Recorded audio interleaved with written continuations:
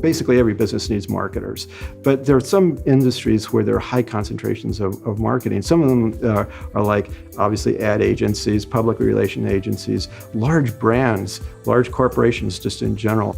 All the companies that hire just traditional marketers also hire digital marketers. In fact, it's starting to replace a number of the more traditional jobs as more of the activity moves towards digital.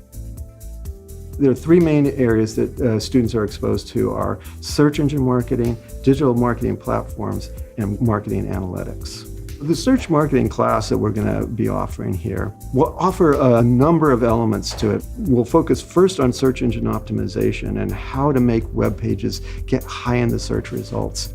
Then we'll get into the ad campaign part. We'll open accounts in Google and actually create ad campaigns directly in Google.